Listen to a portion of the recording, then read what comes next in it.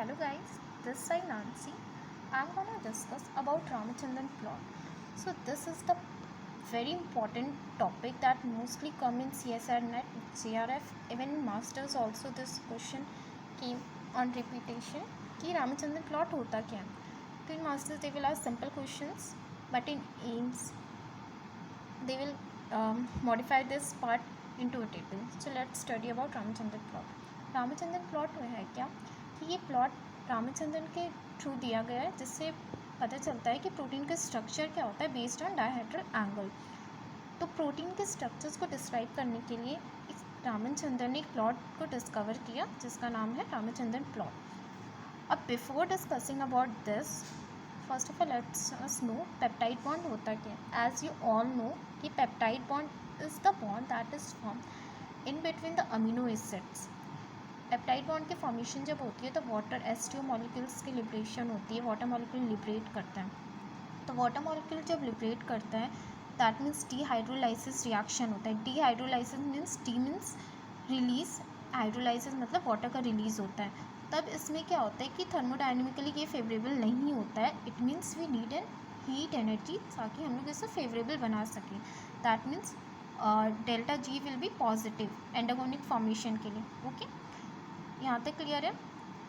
Next, peptide bond में क्या होता है कि उसके पास पार्शियल डबल बॉन्ड होता है. पार्शियल डबल बॉन्ड कैरेक्टर होता है जो एक स्ट्रक्चर्स को रिजिड प्लानर कॉन्फ़िगरेशन प्रोवाइड करता है. तो नॉर्मल CN बॉन्ड का आप देखोगे तो लेंथ होता है 1.45 आर्मस्ट्रॉन्ग और पेप्टाइड CN बॉन्ड का लेंथ होता है 1.33 आर्मस्ट्रॉन्ग. क्यों होता है? क्योंकि उसमें टॉर्शनल स्ट्रेस पड़ता है CN बॉन्ड के बीच में, जिस कारण उसके पास 40% पार्शियल बॉन्ड होता है. ओके, अब यहाँ तक क्लियर है. If any doubts and ask me in comment box. what should be the probable dihedral angle that a protein for stable arrangement.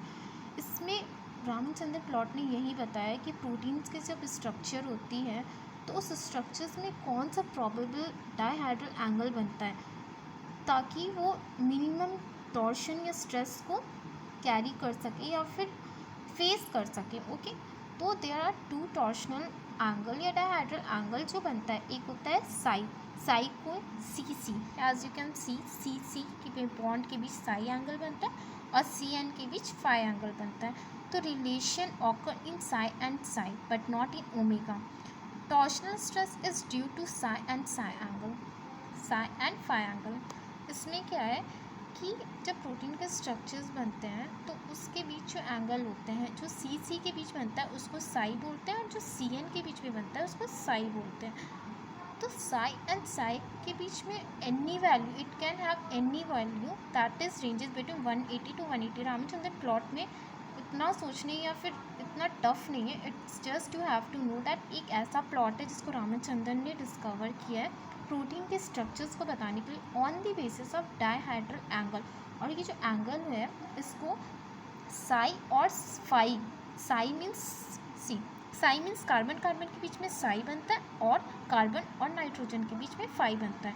तो साई और फाई का वैल्यू रेंज कर सकता है 1-180 to 180 डिग्री, बट ओमेगा का वैल्यू चेंजेस नहीं होता. बस यही चीज़ याद रखना based on dihedral. Again I am repeating. See, you can clearly see here bond. Carbon के बीच में साई होता है as I told you, and nitrogen and carbon के बीच में फाई बनता है. तो इनके बीच जो रोटेशन होता है वो फ्री होता है. Okay, and see omega carbon oxygen के बीच में और नाइट्रोजन हाइड्रोजन के बीच में रिजिड प्लान में. ये चार्ट जो है आप अच्छे से देख लेना.